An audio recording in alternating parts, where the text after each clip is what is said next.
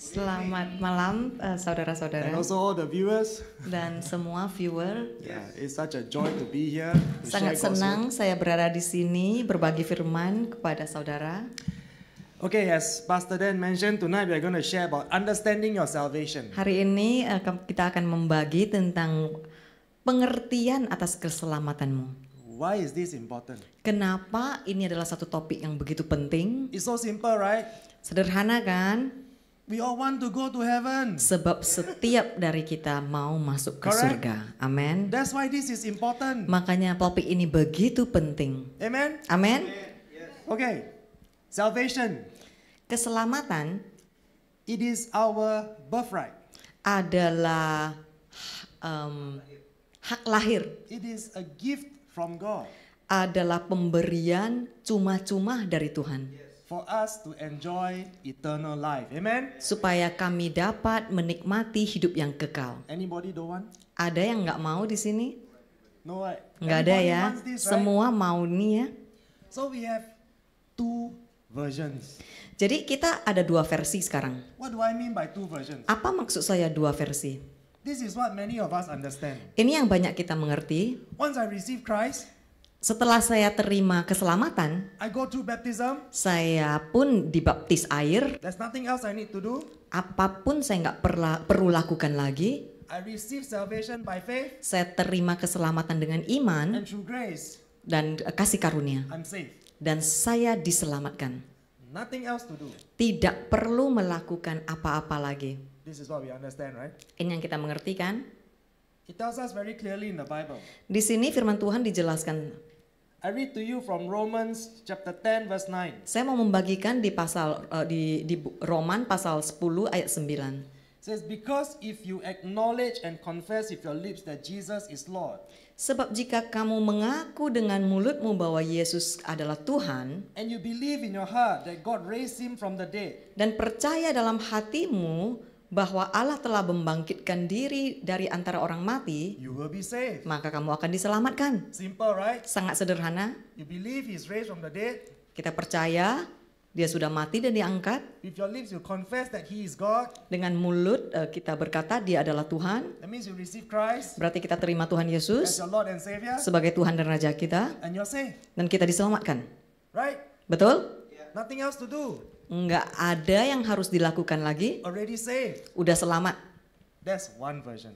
Itu versi pertama. Okay, now I give you the other version. Sekarang saya mau membagikan versi yang kedua. Remember, this is not my version. Ingat ini bukan versi saya. These versions are all from the Bible. Tapi versi-versi ini semua di firman Tuhan. Tonight we are going to find out Hari ini kita mau menggali which is correct. yang mana yang benar. Okay, the other version says this. Satu versi lagi berkata seperti ini. Faith without the works of repentance and obedience is dead. Iman tanpa perbuatan pertobatan dan ketaatan adalah kematian. Where do we find this verse? Di mana kita mendapat firman ini? This is in James chapter 2 verse 14. Ini ada di Yakobus pasal 2 ayat 14. I read to you. Saya baca ya. What is the use or profit, my brethren? Apa gunanya saudara-saudaraku? For anyone to profess to have faith.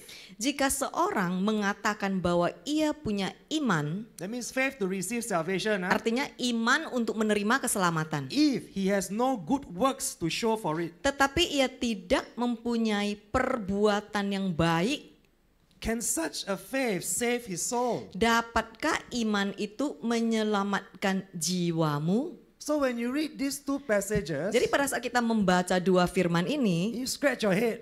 kita ini pun lagi garuk kepala ya. The Bible is contradicting. Kenapa firman Tuhan itu sepertinya One bertolak portion belakang? says by faith through Porsi grace. pertama dikatakan dengan iman melalui kasih karunia. The other portion says by works. Satu lagi dikatakan dengan perbuatan. So is it by faith or by works? Jadi dengan iman atau dengan perbuatan. Many people will say, oh, by faith is enough. Banyak orang yang akan berkata cukup dengan iman. So Cukup.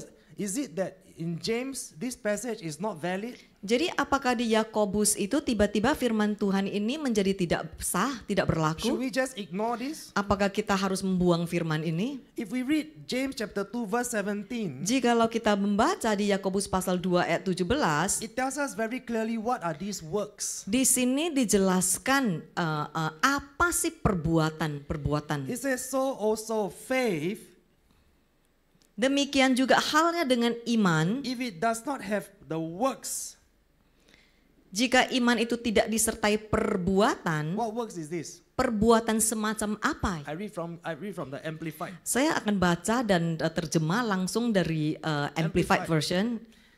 The works is the deeds and actions of obedience to back it up. Perbuatan ini adalah perbuatan ketaatan yang menuju ke pertobatan. Okay? The deeds and actions of obedience leading to repentance. Ini adalah perbuatan ketaatan yang menuju ke pertobatan. Amen? Amin. So what are these works? Jadi pekerjaan semacam ini apa nih? Is these Perbuatan works semacam give apa? more money? Apakah perbuatan ini kita memberi uang yang lebih banyak lagi? We all know that doesn't work. Eh? Kita semua tahu bukan. You cannot bribe Kita God. tidak bisa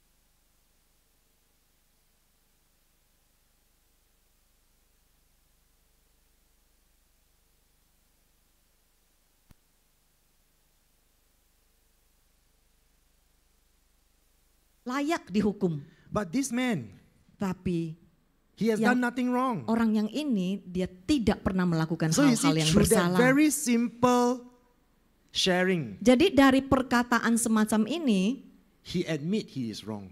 dia mengaku dia berdosa He repented. dan dia bertobat. So you see, there was repentance. Ada pertobatan And he is obedient enough to acknowledge Jesus as God. dan dia pun taat untuk mengakui Tuhan adalah So you Raja. see, my friends, Amin. it's not that he did nothing. Bukannya dia tidak melakukan apa-apa sama sekali. received Christ. Dia terima Tuhan Yesus And he repented. dan dia bertobat. He didn't feel condemned. Dia tidak merasa terdakwa atau terhukum. The thief didn't feel condemned. Yang penjahat ini tidak merasa dihakimi. He admit he's wrong. Dia mengaku dia bersalah. The other one was Yang satu mocking lagi Jesus, right? lagi mencela Tuhan Yesus, But betul? this one admitted he's wrong. Tapi yang satu ini mengaku kesalahannya. You see the difference? Bisa melihat perbandingannya, We have a perbedaannya. Kita punya pilihan. You can say, no, I reject this. Kita bisa berkata enggak, saya menolak yang ini. Or you can say, yes, I received this word of God. Tapi kita juga bisa memilih, iya aku menerima firman Tuhan So ini. if we receive this word of God, Jadi jikalau kita menerima firman Tuhan ini, what must we do? apa yang harus kita lakukan? Philippians 2:12 says, Di Filipi pasal 2 ayat 12, so then, my dear ones, firman Tuhan berkata, hai saudara-saudaraku yang kekasih, just as you have always obeyed, not only in my presence, but now much more in my absence. kamu senantiasa taat, bukan saja seperti waktu aku masih hadir, tetapi terlebih pula pada waktu saya tidak hadir. Aku tidak hadir. It says, continue to work out your salvation. Karena itu tetaplah kerjakan keselamatanmu. Listen carefully, ya. Dengar baik-baik. Continue to work out your salvation. Tetaplah kerjakan keselamatanmu. He didn't say sit there and do nothing. Di firman Tuhan tidak berkata duduk berdiam tidak usah melakukan apa-apa. We need to work out our salvation with awe-inspired fear and trembling. Yaitu tetap kerjakan keselamatan kita dengan takut dan gentar. Is that what your Bible say? Bukankah itu yang dikatakan firman Tuhan? Same thing, right? Benar kan? We need to work out our salvation with fear and trembling. Kita harus tetap mengerjakan keselamatan kita dengan takut dan gentar. I help you to explain, okay? Saya akan jelaskan. What does it mean to work out our salvation? Artinya apa? Kerjakan keselamatanmu. To work out our salvation is to pursue spiritual maturity. Kerjakan keselamatanmu itu artinya mengejar kedewasaan Amen? dalam rohani kita. What is pursuing spiritual maturity? Mengejar kedewasaan dalam rohani itu artinya apa? It is called repentance. Itu juga artinya pertobatan. Getting your life right. Jadi kita jalanin hidup yang benar. If you used to smoke, Contoh kalau dulu kita masih merokok, now you don't smoke anymore. sekarang kita harus berubah tidak merokok lagi. If you used to lie, Kalau dulu kita sering berbohong, berdusta, now you don't lie anymore. sekarang kita harus berubah tidak berbohong, tidak berdusta. If you used to steal, Kalau dulu kita sering mencuri, now you don't steal anymore. sekarang kita harus tidak mencuri lagi. That's called spiritual maturity. Itu artinya kedewasaan di dalam rohani. You become better Kita menjadi lebih baik through repentance. melalui pertobatan. Repentance is not condemnation. Pertobatan bukan pendakwaan atau penghakiman. Repentance is simply becoming more spiritually mature. Pertobatan adalah sederhana untuk mencapai kedewasaan dalam rohani. Amen? Amin. Because there's no such thing Karena tidak ada, as a Christian bank robber. tidak ada Kristen pencopet bank, Imagine ya, perampok bank. I put on the mask, I pull down the mask. Contoh ya, saya pakai masker ini, saya I tarik, take- terus I saya take my naikkan gun. lagi, terus saya bawa pistol And saya. I say, I can do all things through Terus saya Christ bilang aku who bisa strengthens sanggup me. melakukan segala hal melalui Yesus Kristus. I can go and rob the bank Terus aku bisa merampok bank. because I need money lah. Sebab I kan perlu duit. I need to buy car. Saya kan perlu bayar, beli mobil. I need to enjoy life. Saya perlu enjoy kehidupan. So, is there a Christian bank robber? Ada nggak Kristen perampok bank? Maybe in the past, Mungkin dulu, he was a bank robber. Mungkin dulu orang ini perampok bank. But now because he is Christian, Tapi karena sekarang dia sudah jadi Kristen, he repent. dia bertobat. There's no condemnation. Itu bukan penghakiman, pendakwaan. Repentance is getting better. Pertobatan adalah untuk menjadi lebih baik. Amen. Amin. It's so simple. Sangat sederhana. You get better is called spiritual maturity. Pada saat kita menjadi orang yang lebih baik, itu namanya kedewasaan secara rohani. Amen. Amin. So remember, there's no Christian bank robber. Jadi ingat ya, enggak ada Kristen perampok bank. Okay. We come to the next point. Poin berikutnya, Spiritual maturity is the first portion of working out your salvation. kedewasaan dalam rohani adalah langkah pertama untuk mengerjakan keselamatan kita. Now what is fear and trembling? Artinya takut dan gentar. Is it every day you live in fear? Apakah itu artinya tiap hari kita hidup seperti ketakutan? This cannot, that cannot, Oh, this ini cannot, nggak boleh, that cannot. itu nggak boleh, ini nggak boleh, itu nggak boleh. Seperti itu? Oh, Christian, this cannot, that Oh, cannot. ini Kristen ini nggak boleh, itu nggak boleh, ini nggak boleh, itu nggak boleh. That is what we call a weirdo. Itu kita namakan orang aneh. Yeah, you don't go to extreme. Kita nggak ekstrim ya. What is the fear of the Lord? Takut akan Tuhan itu artinya apa? Can anyone share with me? What is the Bisa, fear of the Lord? ada yang bisa bagikan takut akan Tuhan A adalah very common one we know, the fear of the Lord is the beginning of wisdom. ya semua kita jelas takut akan Tuhan adalah permulaan dari hikmat. That's correct. Itu benar ya. But there's one more in Tapi Proverbs ada lagi satu di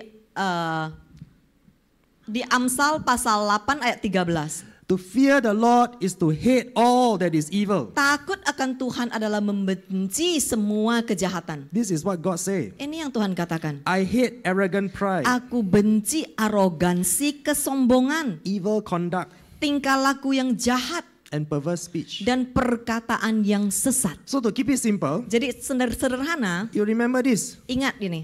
We need to work out our salvation. Kita harus mengerjakan keselamatan kita. Meaning we need to repent to reach spiritual maturity. Artinya kita harus bertobat untuk mengejar kedewasaan dalam rohani. And we need to do it in the fear of the Dan Lord. kita harus lakukan ini dengan takut akan Tuhan. This is a practical application. Ini adalah secara praktek yang bisa kita That means- kerjakan sehari-hari. Every day as you live your Jadi life, setiap hari pada saat kita menghidupi kehidupan ini, you just have to hate all that is evil. kita cukup harus membenci segala yang jahat. Anything evil, Apapun yang jahat, you just don't do it. kita tidak melakukan hal itu. Like you know, hurting people, harming people is Contoh wrong. kalau kita bisa melukai orang atau So you don't do it. menyakiti orang lain, kita tidak melakukan. That means you change your moral compass. Jadi artinya itu kita merubah kompas di moral kita. Your moral integrity is lifted up. Jadi biar integritas kita juga bisa ditinggikan. If in business last time you used to lie, you used to cheat, Kalau sewaktu kita di bisnis dulu kita sering berdusta, ya menipu. once you become a Christian, Setelah kita menjadi Kristen, in the fear of the Lord, karena takut akan Tuhan, you will hate to lie, you will hate to cheat. kita pun akan membenci berbohong dan menipu. That's how you know you fear the Lord. Itulah kita akan tahu apakah kita takut akan Tuhan atau tidak. Amen. Amin. So you see, this is the wisdom from God Jadi ini adalah hikmat dari Tuhan. that give us the practical application Dan for dia everyday sendiri life. yang akan mengajarkan kita bagaimana menghidupi hidup kita sehari-hari. So we know how to work out our salvation with fear and Biar trembling. kita tahu bagaimana mengerjakan keselamatan kita dengan takut dan gentar. This is the part where a lot of people say, it's too condemning. Ini orang-orang akan berkatakan ini sangat menghakimi deh. Again, I say again, Saya mau berkata lagi. repentance is not condemnation. Pertobatan itu bukan penghakiman atau pendakwaan. Because we know in the Bible, Sebab kita juga tahu di firman Tuhan, the word of God tell us, firman Tuhan berkata seperti ini, we must repent from unholiness. kita harus bertobat dalam ketidakkudusan. Not because we are afraid we do not enter heaven. Bukan karena kita takut kita tidak masuk surga. That's not the right motivation. Itu bukan motivasi yang benar. What is the right motivation for Motivasi yang repentance? benar untuk kita bertobat adalah The right motivation for repentance is because you love Jesus. Motivasi yang benar agar kita bisa bertobat adalah karena kita mengasihi Tuhan Yesus. It's very straightforward. Sangat sederhana. We are compelled by His love to repent. Kita didorong karena kasih-Nya, makanya kita mau belajar berubah. We are not forced by law, Kita tidak dipaksa dengan hukum Taurat But- untuk berubah. compelled by love. Tapi kita terdorong untuk berubah karena kasih Tuhan Yesus. It is because we love Jesus so much. Karena kita mengasihi Tuhan Yesus begitu dalam. And because we know how He sacrificed Himself at the cross for us. Dan kita juga sudah tahu bagaimana Tuhan Yesus sudah berkorban di kayu salib dan mati buat kita. That itself Itu sendiri compels us to say, yang Jesus, akan menginsyafkan dan mendorong kita untuk berkata, Tuhan Yesus, I'm sorry. toh ampuni aku, Please forgive me. maafkan aku. How can that be condemnation? Bagaimana itu bisa menjadi penghakiman That's dan called pendakwaan? love. Itu artinya It's kasih. because you love Him. Karena kita mengasihi Tuhan. You don't want to betray Him. Kita tidak mau mengkhianati Tuhan. Everything that you say, Setiap apa yang kita katakan, everything that you do, apa yang kita lakukan, you don't want to betray kita Him. tidak mau mengkhianati Tuhan. What do I mean by that? Apa artinya? You say you love your wife, Kita berkata kita mengasihi, cinta sama istri kita. but every time you Tapi fantasize setiap about other hari women, kita tuh fantasi tentang wanita lain. every time you watch pornography, Tiap kali kita nonton pornografi, how much do you love your wife? seberapa dalam kita cinta sama istri kita? Do you really love your wife? Bener, sungguh kita cinta sama istri kita. If you really love your Kalau wife, kita benar-benar cinta dengan istri in kita, all that you think, apapun yang kita pikirkan, all your secret thoughts, apapun yang rahasia-rahasia terdalam In- yang nggak ada yang tahu, in all that you do, apapun yang kita lakukan, you will not betray kita her. tidak akan mengkhianati istri kita. Amen? Amin. It's so simple. Sangat sederhana. Right. Betul? This is what we must do. Ini yang harus kita lakukan. If we say we love Jesus Jikalau kita berkata kita mengasihi Tuhan and continue, dan sin. terus-menerus berdosa. you imagine this, okay? Bayangkan ya. I give you an example. Saya kasih contoh ya. Every Sunday I say, oh, I love you, Jesus. Tiap minggu begini, I love Ya. you Jesus, I love you Jesus. But every day, Tapi setiap hari, when my wife and kids are sleeping, waktu istri saya dan anak-anak lagi I tidur, watch pornography. saya nonton mulai pornografi. Is that right? Itu benar. Is that correct? Itu benar. Or I say, Jesus, I love you so much. Oh, saya berkata, oh Tuhan Yesus, saya mengasihimu. But then I commit adultery. Tapi aku pun berselingkuh. So as much as I love you, I also love this Ya beautiful sebagaimana woman. aku mengasihi Tuhan Yesus, aku juga mengasihi ini wanita yang begitu cantik. Can? Boleh? Can? Boleh kayak Can gitu? ah? Boleh. Cannot, right? Nggak boleh kan? So if we love Jesus, Jadi jikalau kita mengasihi Tuhan Yesus, why do we continue to live in sin? kenapa kita harus terus-menerus hidup di dalam dosa? We cannot love Jesus with our lips. Kita tidak bisa mengasihi Tuhan Yesus dengan bibir. You must love Jesus with your life. Kita harus mengasihi Tuhan Yesus dengan kehidupan kita. You want to reach spiritual maturity. Kita harus mencapai kedewasaan dalam rohani. You want to repent. Kita harus bertobat. Not because by law. Bukan karena dengan hukum Taurat. Not because you're forced Bukan to karena kita repent. terpaksa untuk bertobat. But because you love Tapi Jesus. karena kita mengasihi Amen. Tuhan Yesus. Amin. Compelled by His Kita love. terdorong karena betapa besar kasih Tuhan Yesus. Amen. Amin. So start living as real Christians. Jadi mulailah hidup dalam kebenaran Yesus Kristus, menjadi Kristen yang benar. That really, really love Jesus. Yang benar, Kristen yang benar-benar mengasihi Tuhan. Amen. Amin. This is one very important thing.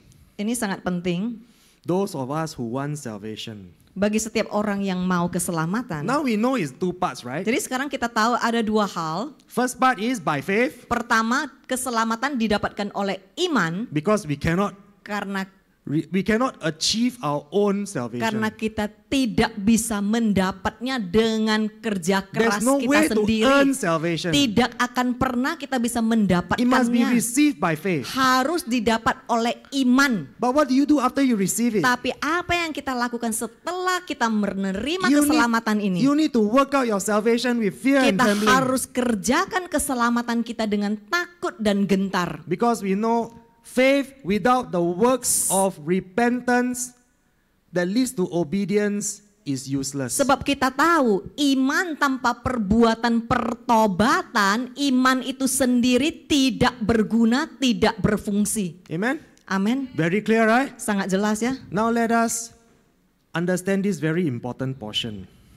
Poin berikut yang sangat penting. Many people believe Banyak orang yang percaya that once I pray to receive Christ setelah saya berdoa dan menerima keselamatan, and I go through water baptism, terus saya pun dibaptis baptis air, surely pasti 100%, 100%. like as if it is a guarantee Sepertinya itu garansi dari Tuhan ya, garansi dari Tuhan. that my name is written in the book of life. Nama saya pun tiba-tiba langsung tercatat di buku kehidupan anak domba. Correct?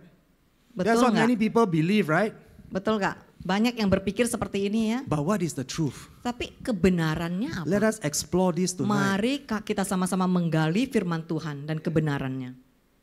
I'm not saying baptism is not important. Saya tidak berkata baptisan air tidak penting ya. In fact, baptism is very important. Baptisan air sangat penting. Because Jesus said in John chapter 3, Sebab Tuhan Yesus berkata di Yohanes pasal 3, when we read from verse 5 to verse 7, pasal 3 ayat 5 dan 7, he says, I assure you and most solemnly say to you, Aku berkata kepadamu, unless one is born of water and spirit, sesungguhnya jika seorang tidak dilahirkan dari air dan roh, he cannot enter the kingdom of God. ia tidak dapat masuk ke dalam kerajaan Allah. So we understand water baptism is very important. Jadi kita tahu baptis air itu sangat penting. But please do not be mistaken. Tapi jangan salah tangkap. Water baptism is only water baptism. Baptis air itu cuman sekedar pembaptisan air. Baptism of the Holy Spirit is only baptism of the Holy Spirit. Pembaptisan Roh Kudus cuman pembaptisan Roh Kudus. They are both very important. Ini berdua sangat penting. Yeah, by water and fire, Ya, right? dengan air dan roh api. Correct, Sangat right? penting. That's what the Bible say, Ini right? yang dikatakan firman Tuhan ya. But that is not born again. Tapi itu tandanya bukan lahir baru. Baptism and receiving of the Holy Spirit does not make you born again. Pada saat kita dibaptis air dan terima anugerah dari Roh Kudus tidak sama dengan lahir baru. Because the concept is, I receive Christ, I go through water baptism, I'm born again, my name is written. Sebab konsepnya begini, saya terima keselamatan, saya dibaptis, tiba-tiba saya jadi lahir baru dan nama saya pun tertera di kehidupan buku anak domba. How can that be true? Gimana itu bisa terjadi I give seperti you an itu? example. Saya kasih contoh ya. I receive Christ, Saya terima keselamatan. I go through water baptism. Saya pun baptis air. After I come out from the water, Setelah saya keluar dari air ini, no repentance. tidak ada pertobatan. I still go to nightclub. Saya masih pergi ke nightclub. I still go and look for beautiful women. Saya masih selingkuh cari wanita lain yang bukan istriku. Am I born again? Apakah itu artinya saya lahir baru? Make it simple. Sederhana lagi. After water baptism, Setelah saya keluar dari baptis air, I come out from the water. saya keluar dari air hari ini, I smoke. saya langsung ke merokok lagi. So I'm born again. Itu artinya saya lahir baru? Correct? Betul? No, right? Enggak kan? So after water baptism, Jadi setelah baptis air, filled with the Holy Spirit, dipenuhi oleh Roh Kudus, but I still never repent. tapi saya masih tidak bertobat. Am I born again? Apakah itu saya artinya lahir baru? We all know the answer. Kita semua tahu jawabannya. So please don't be deceived. Jadi tolong jangan dibohongin. What is being born again? Apa artinya lahir baru? Let's look at Jesus' version. Mari kita lihat sama-sama Jesus- versinya Tuhan Yesus. This is Jesus talking to Nicodemus. Ini Tuhan Yesus lagi ngomong sama Nikodemus. Nicodemus is not a young Christian. Nikodemus bukan Kristen bayi ya. Who is Nicodemus? Siapa Nikodemus? He's a high priest, right? Dia itu imam. Right? He knows the word, right? Dia tahu firman Tuhan. He's not a young believer. Dia Right? bukan Kristen yang baru. So he says this to Nicodemus. Dia berkata kepada That which is born Nikodemus, of the flesh is flesh, apa yang dilahirkan dari daging adalah daging. and that which is born of the spirit is spirit. Dan apa yang dilahirkan dari roh adalah roh. Do not be surprised that I have told you. Janganlah engkau heran karena aku berkata You kepadamu, must be born again. kamu harus dilahirkan kembali. What does that mean? Artinya apa? In the Amplified Bible it says Di clearly. versi Amplified firman Tuhan berkata seperti Born ini. again is to be reborn from above. Dilahirkan kembali artinya dilahir dari atas. The meaning of born again Arti dari lahir baru is that you're spiritually transformed, adalah secara rohani ditransformasi, spiritually renewed, secara rohani and diperbaharui sanctified. dan dikuduskan. That's called born again. Itulah artinya lahir baru. When you're no longer walking in your Pada saat flesh, kita tidak lagi berjalan melewat kedagingan kita. when you're no longer feel of your carnal desire, Pada saat kita tidak terus-menerus memuaskan kedagingan when kita. you stop pleasing your flesh, Pada saat kita tidak lagi menyenangkan hal-hal yang kedagingan. then you are born again. Itulah artinya lahir baru yang So, sesungguhnya. Born again is not a concept. Jadi lahir baru itu bukan sekedar satu konsep. After baptism, Setelah baptis air, filled with the Holy Spirit, dipenuhi Roh Kudus, you're not born again. belum lahir You are baru. baptized, Cuman sekedar sudah dibaptis doang. but you're not born again. Tapi belum lahir baru. You're only born again when you have died to your flesh. Kita cuman lahir baru setelah kita berjalan tidak dituntun oleh kedagingan kita. Amen. Amin. Because many who are baptized, Karena banyak yang sudah dibaptis air, they still smoke, mereka keluar masih merokok. they still lie, Mereka masih berdusta. they still cheat people, Mereka masih menipu orang. they still watch pornography. Mereka masih menonton pornografi. And every day they have Dan sexual fantasy, setiap hari di otaknya seks fantasi terus. sexual perversion. Ya, ini otaknya kayaknya nggak seks terus ya. Is that born again? Apakah itu lahir baru? Can we say that is born again? Apakah kita bisa bilang itu orang lahir baru? He's baptized, Dia cuman sudah melalui pembaptisan air, but unrepentant. tapi masih belum bertobat. But because unrepentant, Tapi karena tidak bertobat, that's why he's not born again. makanya dia belum lahir baru. You need to reach that spiritual maturity. Kita harus bangkit dewasa dalam rohani. It's a process Itu adalah suatu proses to become better, untuk menjadi lebih baik. not forced by law, Bukan karena dipaksa oleh hukum Taurat, but compelled by love tapi terdorong karena kasih Tuhan to repent untuk bertobat and to be born again. dan untuk menjadi lahir baru. Amen? Amin. So you need to be born again Jadi kita harus lahir baru before you can enter heaven. sebelum kita bisa masuk ke kerajaan surga. On Judgment Day, Di hari penghakiman, if you are not born again, jikalau kita belum lahir baru, what will happen to you? apa yang akan terjadi kepada kita? Very simple. Sangat sederhana. I read this verse to you. Saya akan baca firman ini 1 Peter chapter 4 verse 5. di 1 Petrus pasal 4 ayat 5. 1 Petrus ayat 4 pasal 5. But they will have to give an account to him Tetapi mereka harus memberi pertanggungjawab kepada Dia who is ready to judge and pass sentence on the living and the dead. yang telah siap sedia menghakimi orang yang hidup dan yang mati. So we know there's no such thing as once saved, always saved. Jadi kita tahu dengan jelas tidak ada yang namanya sekali selamat, selamanya selamat mau kita lakukan dosa apapun. Because on Judgment Day we still need to give account. Sebab di hari penghakiman kita harus memberi pertanggungjawab. If your name is already Kalau written nama kita sudah tertera di buku kehidupan in the anak book of life, domba, right? Why must you give account? nggak perlu memberi pertanggungjawab lagi, bukan? There's no need to give account. Sudah tidak perlu memberi tanggung It's jawab, bertanggung direct jawab. entry, Kan sudah langsung tiba-tiba masuk. right? Betul? So is it true?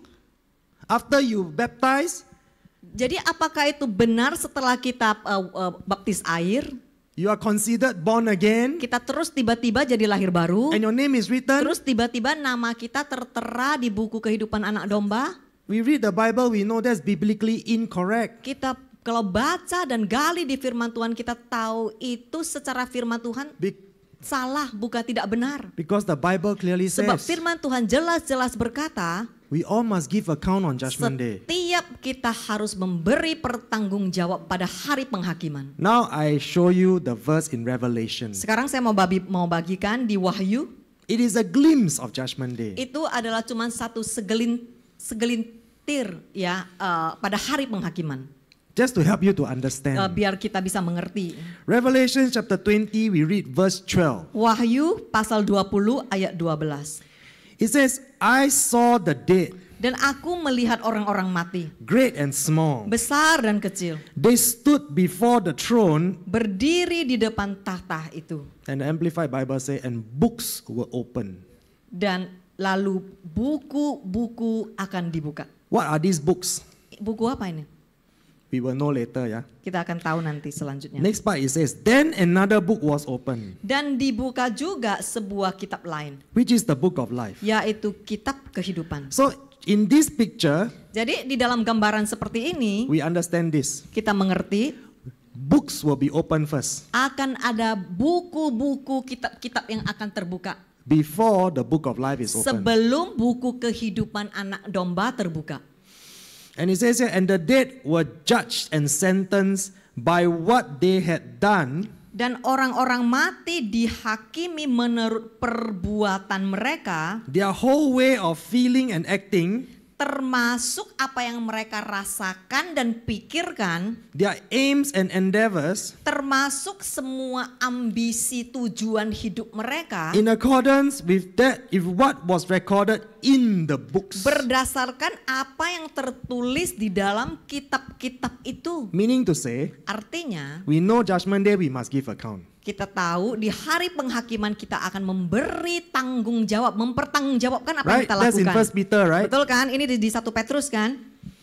And on that day, Dan pada hari itu, all that we have done, semua yang sudah kita all lakukan, that we have said, semua yang kita ucapkan, even our innermost secret thoughts, bahkan rahasia yang terdalam yang tidak we ada thought orang tahu, nobody knows. kita pikir tidak ada orang yang tahu, But there was an angel recording. tapi ada malaikat yang mencatatnya. That's why books are open. Makanya buku-buku catatan itu akan terbuka. Someone must have recorded all that we have Pasti done. ada yang sudah mencatat semua perbuatan dan perilaku kita. And it says clearly that we must give account Dan di according sini to what was recorded. dijelaskan dengan jelas, kita harus mempertanggungjawabkan sesuai semua yang dicatat di dalam buku-buku itu. So on Judgment Day, there's nowhere to run. Jadi pada saat hari penghakiman kita tidak bisa luput. You cannot sogok Jesus and get out. Kita tidak bisa sogok Tuhan Yesus dan tiba-tiba pas sukses. Free. Ya, bebas. Masuk. No way. Tidak mungkin. You will give account. Kita harus mempertanggungjawabkan. And this is what's going to happen. Dan ini yang akan terjadi. Verse 15. 15 ayat 15. It says, and if anyone's name was not found recorded in the book of life, Dan setiap orang yang tidak ditemukan namanya tertulis di dalam kitab kehidupan, he was thrown into the lake of fire. itu ia dilemparkan ke dalam lautan api. That means you are thrown into hell. Artinya itu pun masuk ke neraka. So in the Bible we learn heaven is real Jadi di firman Tuhan kita belajar surga itu nyata and hell is real. dan neraka itu pun juga nyata. When you kneel before God, Pada saat kita berlutut di hadapan Tuhan, the record books of your life are open. semua buku-buku catatan tentang kehidupan kita akan terbuka. You have to give account. Kita harus mempertanggungjawabkan. And if you cannot give Kalau account, kita tidak bisa mempertanggungjawabkan, when they open the book of life, pada saat malaikat-malaikat membuka buku kehidupan anak They look domba, for your name. dan mereka akan cari namanya. Pak Rugi. Pak Rugi ada enggak? I don't have. Pak Rugi enggak ada. Okay.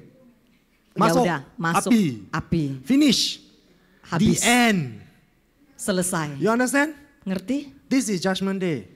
Inilah hari penghakiman. This is found in our Bible, Revelation chapter 20. Ini tertulis di Alkitab kita di Wahyu pasal 20 So ayat if we 12 have to give 15. account, Jadi jikalau kita harus mempertanggungjawabkan and the Bible say, dan firman Tuhan berkata, if anyone's name was not found recorded in the book of life, setiap orang yang tidak ditemukan namanya tertulis di dalam kitab will kehidupan, be thrown into the fire. ia akan dilemparkan ke lautan api. Is there one safe, always safe? Apakah kita masih mau percaya sekali kita diselamat, mau lakukan apapun tetap selamat? No such thing, right? Nggak ada yang seperti itu. Amen? Amin. Simple, right? Sangat sederhana. Okay, so now comes the $1 million question. Jadi ini pertanyaan miliaran dolar ya. How do I get to heaven? Jadi sekarang gini, bagaimana dong biar saya bisa masuk ke surga? Right? Betul? It's very simple. Sangat sederhana. What did the Bible say? Apa yang firman Tuhan katakan? You want to know? Mau tahu? You want to know? Mau tahu? I share with you, yeah. Ya saya bagikan ya. Very quick one. Sangat cepat. Romans 8:12 to 13. Roma pasal 8 ayat 12 dan 13. I read to you, ah. Saya baca ya. So then, brothers and sisters, Jadi saudara-saudara, we have an obligation, kita adalah orang berhutang, but not to our flesh, tetapi bukan kepada kedagingan kita. not to our human nature, our worldliness, or our sinful capacity. Bukan kepada tabiat manusia, keduniawian, kapasitas yang penuh dosa. So our obligation is not to our flesh, Jadi kita tidak berhutang or to live dengan according, kedagingan kita, or to live according to the impulses of the flesh. atau hidup tergantung dengan keinginan hawa nafsu See, kedagingan when ini. you're walking in your flesh, Kalau kita berjalan dengan kedagingan kita, it says here, our nature without the Holy Spirit. ini adalah tabiat manusia tanpa pimpinan Roh Kudus. Correct, right? If you're in your flesh, you're Kalau- not walking in the Holy Spirit. Kalau kita berjalan di dalam Roh, berarti kita tidak berjalan bersama Roh Kudus, betul? For if you are living according to the impulses of the flesh, Sorry, I make mistake. Kalau kita berjalan di dalam kedagingan, berarti kita tidak dipimpin oleh Roh Kudus. amen? Amin. Correct, right? Yeah. Okay, now it says here in verse 13, for if you are living according to the impulses of your flesh, Jika kita hidup menurut kedagingan, you are going to die. kita akan mati. Meaning you'll be thrown in the fire. Artinya kita akan dilempar ke lautan So what api. happens to those who don't repent? Terus apa yang terjadi bagi orang-orang yang tidak bertobat? If you choose not to repent, Jikalau kita pilih untuk tidak mau bertobat, that's not condemnation. itu ya, That's not condemnation. itu tidak menghakimi ya. It's called you condemn yourself. Itu sendiri bukan penghakiman, tapi kita sudah menghakimi diri kita sendiri. If you reject the word of God, Kalau kita menolak firman Tuhan, you condemn yourself. kita sudah mendakwa menghakimi diri Because kita the sendiri. wages of sin is death. The reward of sin is death. Sebab upah dari dosa adalah kematian. Amen? Amen. That's why it says you will die. Makanya di sini dikatakan kita akan mati. But if you are living by the power of the Holy Spirit, Tapi jikalau kita hidup di dalam kuasa dan dipimpin oleh Roh it means Kudus, you are habitually putting to death artinya kita dengan secara kebiasaan mematikan the sinful deeds of the body. perbuatan-perbuatan dalam tubuh yang berdosa. And when you do that, Pada saat kita melakukan hal-hal seperti ini, you will live forever. kita akan hidup selama-lamanya. Amen? That's Amen. eternal life in heaven. Itulah surga. So brothers and sisters Jadi saudara-saudara and all the viewers, dan para pemirsa di Facebook, repentance is not condemnation. pertobatan itu bukan kondemnasi atau mendakwa. We repent because we are compelled by the love of Jesus Kita to mau repent. bertobat sebab kita terdorong oleh kasih Tuhan Yesus untuk bertobat. And when we repent, Dan pada saat kita bertobat, we will be able to start